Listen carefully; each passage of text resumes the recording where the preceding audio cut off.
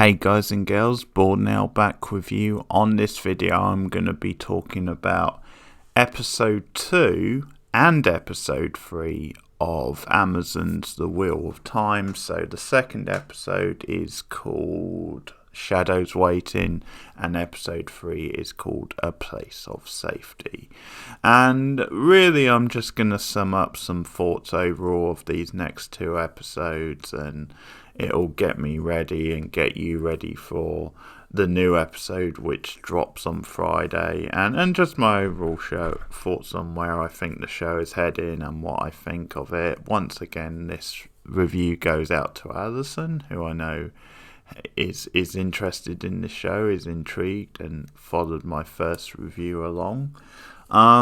So I think I got more into it in these episodes. I think once you discovered more about the world that this is set in and some of the ideas of the story, I think obviously you got a bit more of the characters and I think just general world building and some of the stakes, because actually some of that stuff I was into. I think once it opened up the sort of story in the world, it just felt like things were progressing and that there was a little more to it, a little more sort of stakes and interest, and it felt like there were things that they could sort of build on moving forward. I still had some of the problems of the first episode where I thought largely the characters were kind of bland and just kind of annoying. Now I'm talking about really the younger characters here, the sort of young adult style characters.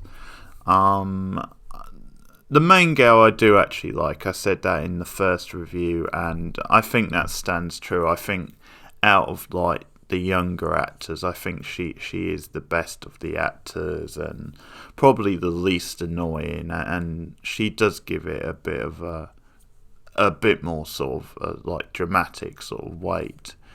But I mean, at one point in these episodes I could sense like a potential sort of love triangle in the group, which I'm not so keen on. Not this is totally justified, and I think there's still certain things going on where it still feels a bit generic with some of the effects and just some of the feel of it, and you're still definitely getting like monologues that are way too long, monologues that I'm sure work fine in the book but which really have no place in like a TV adaptation, or if they do, they should be cut down or maybe altered. I mean, there's a big sort of backstory that's given to the group by Rosamund Pike's Maureen at one point. So just looking at the first episode, well, the second episode as it is, but the first on this review, and one of the things that starts to happen is that Maureen starts to lose her strength as she sort of, helps the group more and more and loses more energy. Now, one of the best scenes so far, and I think maybe the best scene of the second episode, is the scene where they have to cross like a river and they're being pursued by the main sort of creatures, the main monsters, and there's this whole thing where Maureen says to a guy who wants to go back across the river to get his son, she says, no, you can't do that because it will allow them to like track us, and it'll have consequences. And he obviously wants to get his son, which is understandable, and it's sort of, I think a scene like that adds real stakes, but I think it also really builds on the characters and their conflict, because what happens is, because he starts going through the water, Maureen then makes the decision to kill him, and she's quite ruthless at it. And I think this is why you cast someone like Rosamund Pike, because she is good at that sort of like being quite sort of ruthless and cold-hearted and sort of firm. But Anyway, what I like about that scene is that it's obviously it opens up another side to her character where she's a little bit murky. I mean, she's acting in the best interests of the group, but she is very blunt in it, and the way she puts it, because she says later, then, well, he says to Egwene, then, hey, he sort of killed himself, essentially. And but I also like the impact it has on the other characters because of their reactions, particularly Egwene, because she says, well, no, that's not right, we shouldn't be doing that. But then there's one of the guys who are like actually defending it and saying, no, we had no choice, it's the bigger picture and that. So I actually really like that scene for what it does for the characters and the conflict and how it builds on them, kind of thing. And obviously, I mean, in general, you're meant to feel them. Moiraine is on their side or is on the good side, but at the same time, there's definitely stuff that's making her a little bit murky. And so I do like the impact on that scene on the group, but also the impact of when her condition is like getting worse, and how that sort of divides the group, how there's some drama over, well, can we really trust her? And I think it's at one point that Egwene comes to her defense and says, well, would she really put herself through all this if, because she doesn't have to, basically. So if we couldn't trust her, there's no way she would put herself through all this for no good reason, sort of thing. So there's actually some good stuff now that there's a focus on the group dynamic, and they're sort of moving forward to this one particular place, which is the White Tower.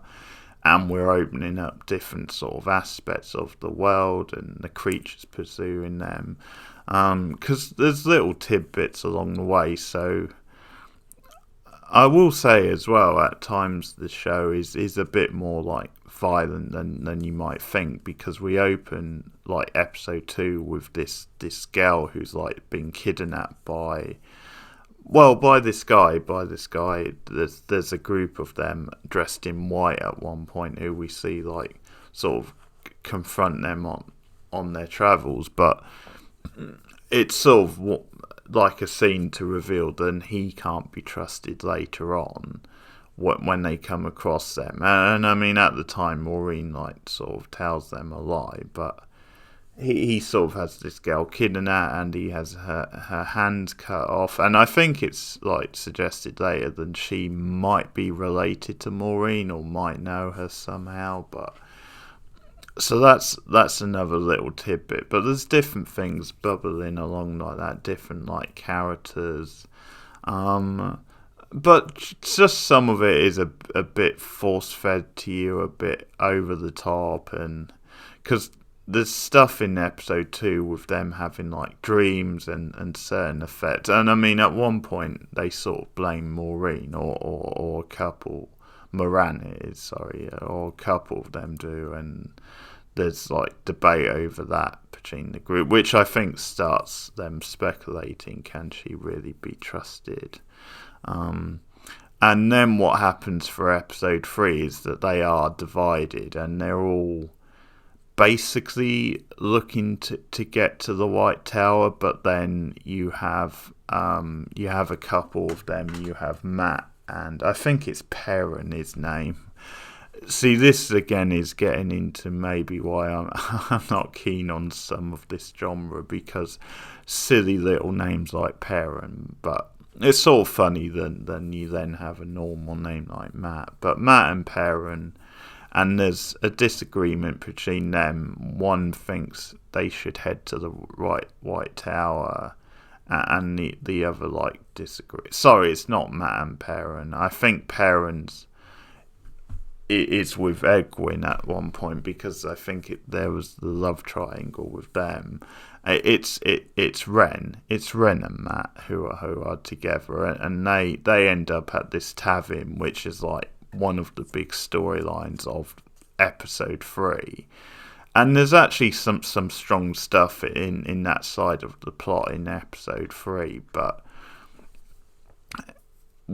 we're again finding out more of the characters, because Matt had been a bit of a blank slate, and we haven't really learned much of him up to that point, but we find out more in this episode than he doesn't want to go to the White Tower, and he sort of has a very cynical worldview where he seems to just dismiss things and dismisses the idea that Egwene and Ren love each other, and that she would go to the White Tower and wait for him. He's cynical about that, but the way it plays is that he's just being a douche, and that he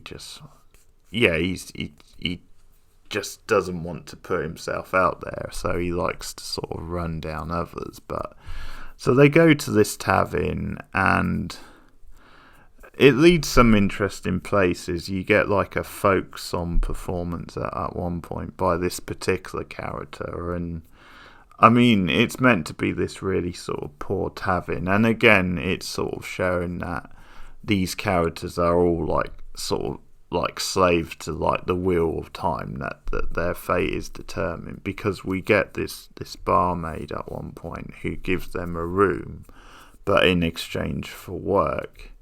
And that actress I thought she did a good job, and quite a feisty character, and some intrigue with her. And she was well, I'll put you to work. And at one point they're doing physical labour, and Ren and Matt are starting to get at each other's throats. So it's at that point that Matt, who sort of fancies himself a bit of a ladies' man, starts flirting with the barmaid. But she says, well, the only 2 jobs we have is I forget the other job actually, but it was physical labour or just serving drinks.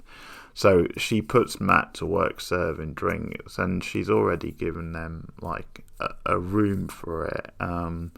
And that was actually a nice little turn, because she gives them this room, and she says, well, the walls are soundproof or something, and they can't hear you too. And that was a bit of a weird sort of beat, because she hints that they might be gay, and there's just nothing to back up her thinking that. Now, obviously, later on we find out that there's a term with her character anyway, so but it's still weird that she would appear to think that, would jump to that, really, 2 guys, but whatever. Anyway, as I said, there's a nice term with her character,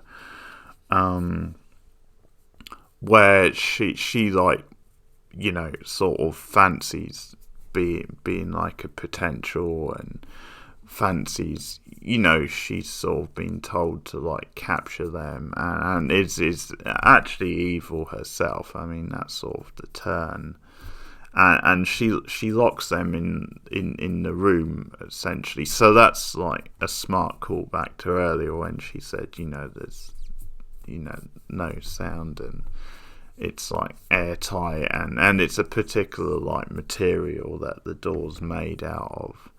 And they tried to get out, and as it turned out, Ren powers his way out, so it appears as though he might have some superhuman type strength.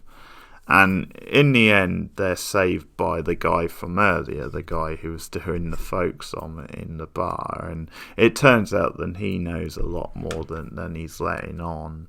And he says to them, I'm heading east, if you're smart, you'll come with me. So that's sort of their direction, and as I said, the sort of main sort of direction is the White Tower, but they're all sort of split into groups, which actually I don't mind, because it can sometimes get a bit suffocating if they're constantly in one big group, especially if some of the characters I'm not really feeling anyway. So to divide them like that because what it does is in the case of them with Matt and with Ren, it sort of gives them a chance to play off each other a bit more, and you sort of open them up a bit more, especially in Matt's case. But there they have it. So that was a strong point, and probably the other interesting point about that episode is the stuff with like the Wisdom Girl, and I actually really like the opening of the episode. Now, again, there's sort of a generic effect with like the creature, but there's like a scene where she's been like chased down by the creature, and she ends up killing it.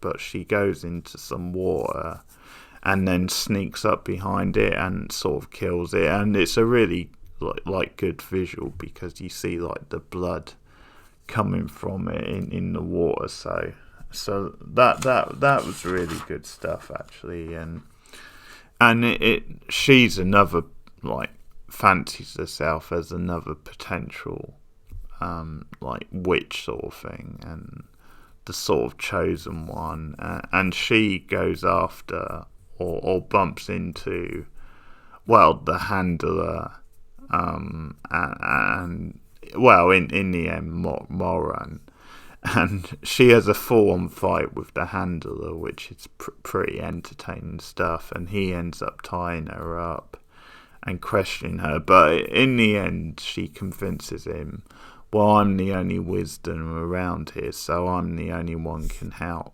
Moran, who of course is very low on energy and strength, and is, looking like she might die. So they actually need her to save her. But so they now sort of team up and go on the road, because this character thinks that she could be like the future, the chosen one, so to speak. And that character I quite like as well. She was pretty solid. And it sort of ends with there's a reveal, then this other potential is like being captured, sort of thing, by this group. So okay, that's Wheel of Time, episode 2 and 3. Let me know your thoughts in the comments below. Like and subscribe, share me out on social media. I'll be back soon for episode 4, which hits Amazon tomorrow / today now as I record this. And look out for other new TV shows I'm doing. I'm doing the Chucky TV show currently, so I'll have episode 7 review of that later in the week. And what else am I doing new? Well, I've been doing Dope Sick, but I'm actually about to quit that. But I'm also doing an older show. I'm doing X-Files, as in the original X-Files, so you can look out for that. Also check out me and Rachel McDonald doing horror movie reviews and horror TV sometimes on the channel. But thanks for listening. And I'll just remind you before I go, I am now on Patreon, so you can look me up and support the channel. Patreon.com/borednow. That's patreon.com/borednow. Thanks for listening, and goodbye.